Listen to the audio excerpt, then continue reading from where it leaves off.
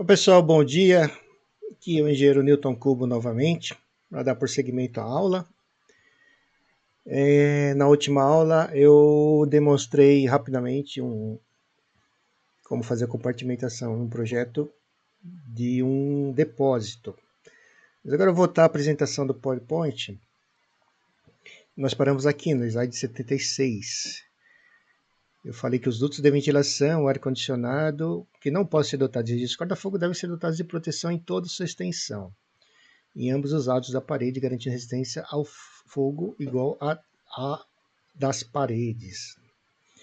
Então, existe uma série de revestimentos que podem ser utilizados no entorno desses dutos, como lã de rocha, vermiculita. Existem vários tipos de materiais aí no mercado, tá? A questão é que eles devem dar proteção, a mesma resistência ao fogo igual a das paredes. Então, se for 120 minutos a parede, tem que ser 120 minutos de proteção para os dutos. Então, aqui continuando, então, o item, sempre tem um item do lado, tá? Esse item aqui, o 54, é o que está lá na IT. Eu não vou ficar falando o número do item, mas se você quiser procurar, esse item se refere ao que está na IT 09. Na versão 2019, ó, é lógico, a versão que está em vigor. Características de resistência ao fogo. As áreas de compartimentação horizontal.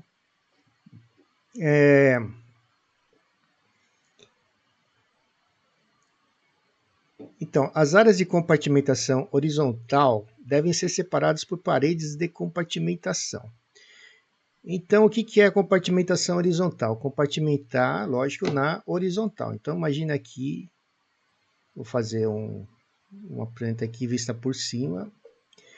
Né? Então, as áreas de compartimentação devem ser separadas por paredes de compartimentação. Então, se você tiver que compartimentar duas áreas no mesmo nível aqui, você tem que fazer uma parede de compartimentação aqui no meio, que pode ser, por exemplo, alvenaria, ou você pode usar drywall, o drywall rosa, o drywall resistente ao calor, que é lógico, tem algumas exigências quanto ao uso do drywall rosa, principalmente quando se refere à altura, tá? Então é bom ficar atento a isso.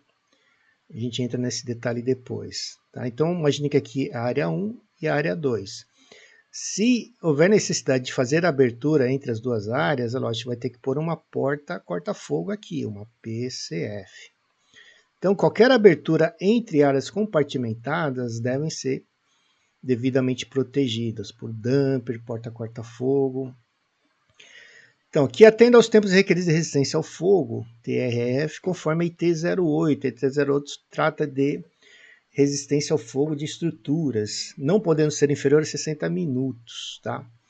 De qualquer forma, você nunca vai poder ter uma parede de compartimentação com resistência inferior a 60 minutos. Tá? Então, não pode ser abaixo disso, sempre acima de 60. Isso é um dado importante para você ter em mente, decorar mesmo. Nunca pode ser abaixo de 60. Então, quanto pode ser? Vamos verificar na legislação. 120, 80, enfim, depende do tipo de parede, o reboco, a largura da parede. Então vamos lá. No slide 78, esse item fala: os elementos de proteção das aberturas existentes nas paredes corta-fogo. Então, se você tiver qualquer abertura na parede corta-fogo, os elementos de proteção das aberturas existentes nas paredes de corta-fogo de compartimentação podem apresentar TRF de 30 minutos menor que a resistência das paredes de compartimentação, porém nunca inferior a 60 minutos. Então, volta aqui aos 60 minutos. Então, por exemplo, se você tem uma parede lá de 120 minutos, esses elementos aqui, ó,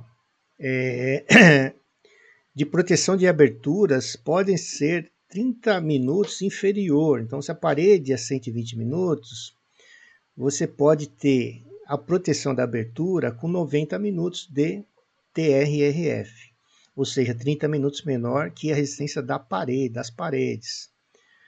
Porém, não pode ser nunca inferior, de novo, aqui a 60 minutos de resistência. Condições especiais da compartimentação horizontal. A compartimentação horizontal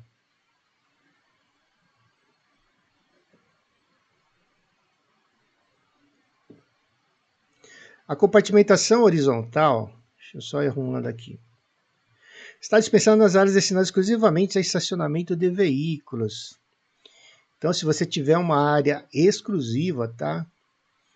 Então tem que ser só estacionamento de veículos. Ah, mas eu tenho lá uma copa, tenho um restaurante. Então não é, pessoal. Tem que ser exclusivamente, esse item é direto. Só pode ser para estacionar veículos. Tá? Então essa área está dispensada de compartimentação horizontal. Não precisa fazer se for estacionamento de veículos. Tá? Ah, mas eu tenho lá eu tenho lá um depósito. Quebrou, já não pode. Aí você vai ter que, você não pode usar esse item.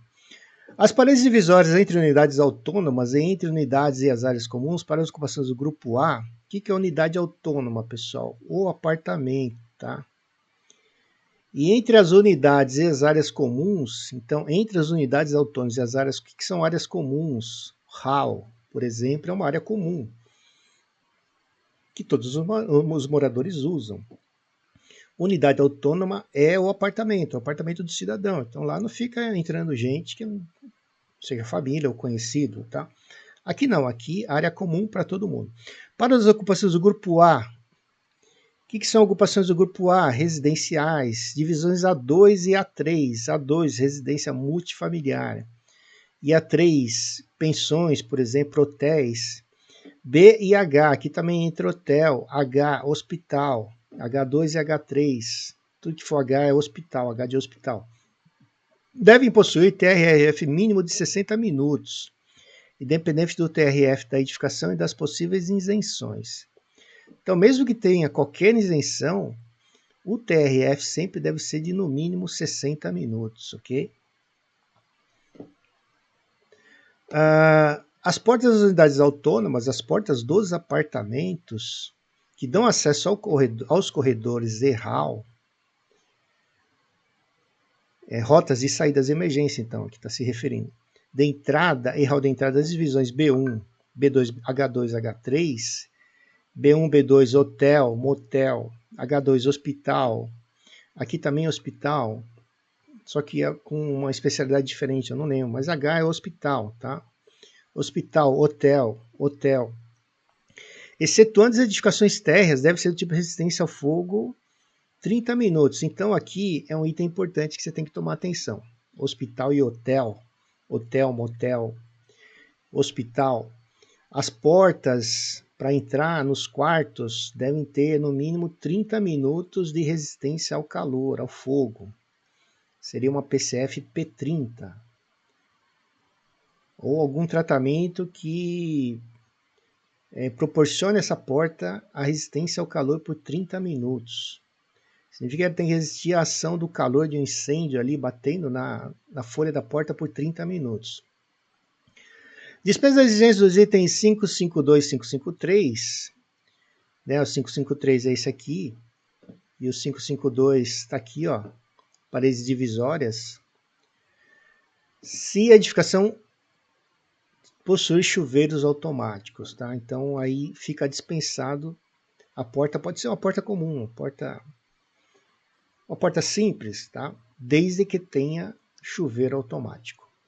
Porque o chuveiro automático é uma proteção, é um sistema avançado que independe da ação do ser humano, enfim, tem uma série de vantagens do ponto de vista da prevenção, do combate ao incêndio.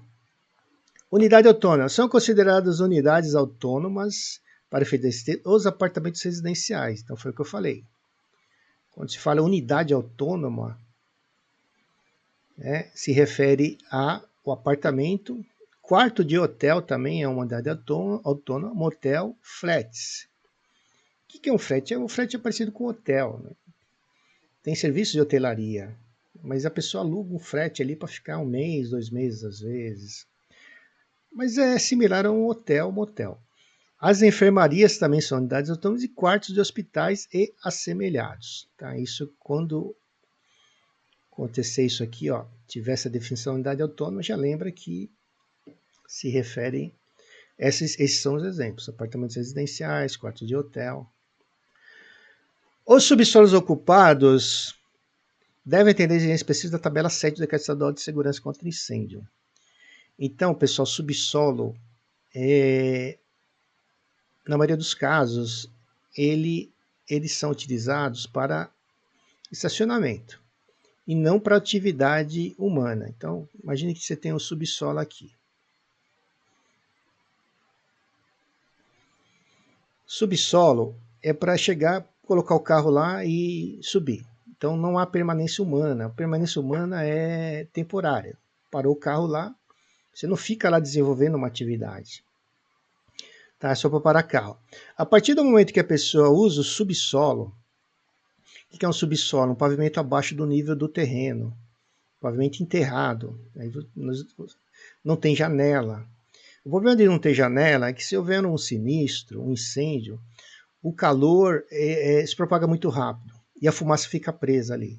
Então isso é um item que aumenta, digamos assim, o risco para os ocupantes desse pavimento. Então, se houver ocupação permanente aqui, o que é comum acontecer até, né? A pessoa pega o subsolo e aqui está a escada, vai. Só um exemplo aqui bem simples. Aí, eu vou fazer um depósito aqui. Faz um depósito aqui. Aqui nesse cantinho aqui eu vou colocar uma copa. Os funcionários tomarem um café. E aqui vou fazer um depósito, vou colocar materiais inservíveis, etc. O que acontece aqui é que a partir do momento que se faz isso, deve ser atendida a tabela 7 da legislação em vigor. Você vai ter que colocar mais alguns tipos de proteções aqui, de proteção. Detecção de incêndio, exaustão de fumaça, chuveiro automático, controle de fumaça, depende muito do uso que está se fazendo e das áreas que estão sendo utilizadas. Assim, a área que você fechou aqui, eu tenho 50 metros quadrados para depósito, eu tenho aqui 100 metros quadrados para copa. E aí, em função dessas áreas, consultando a tabela 7, você vai ter que colocar algumas proteções a mais. Mas isso é tema para um novo vídeo, tá? Isso dá para fazer vários vídeos sobre esse tema aí. Inclusive já tem vídeo sobre a tabela 7 nesse canal. São antigos, eu preciso refazer porque não ficaram muito bons. As escadas e rampas destinadas à circulação de pessoas provenientes dos subsolos. Então, as pessoas que vêm dos subsolos pela rampa ou escada das edificações devem ser compartimentadas com PCFP 90. Em relação aos demais pisos contíguos, independente da área máxima compartimentada. Aqui ele fala o seguinte: todo o subsolo tem que ser compartimentado em relação aos pavimentos subjacentes, os pavimentos de cima ou de baixo. Então, se você tem um subsolo, dá um exemplo rápido aqui. Então, aqui eu tenho a edificação, aqui é o subsolo.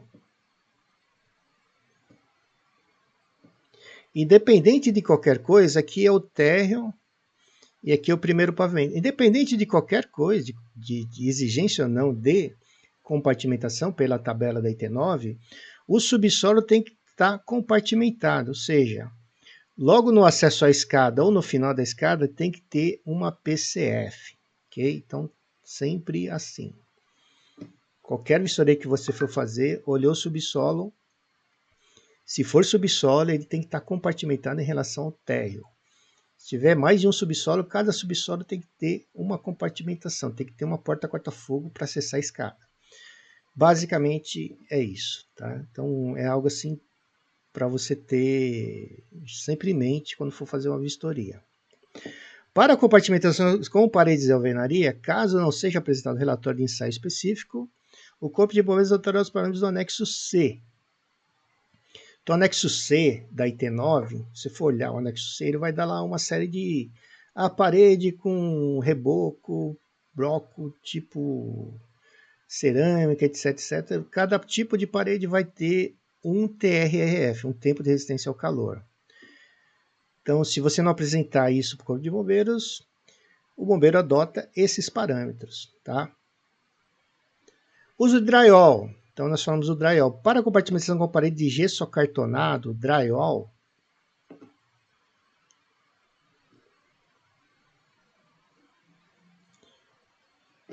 deve ser observado considerando o anexo D, 5510, quando for utilizado parede de drywall com altura de cima de 6,5 metros.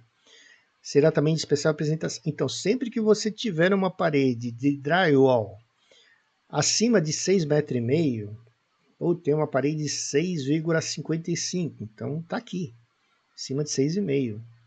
Será também indispensável a apresentação, atestado da empresa fabricante do drywall. Então você tem que, quando comprar o drywall, ter essa preocupação. Verificar o atestado da empresa.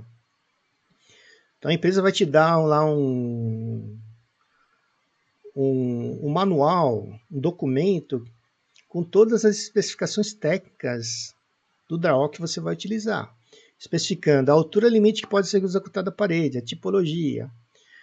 Então você não pode simplesmente ir empilhando drywall sem ter esses cuidados, tá? Características construtivas, o tempo de resistência ao fogo correspondente. Tá, porque você está criando uma estrutura ali, você não pode fazer de qualquer jeito, porque essa estrutura pode cair também.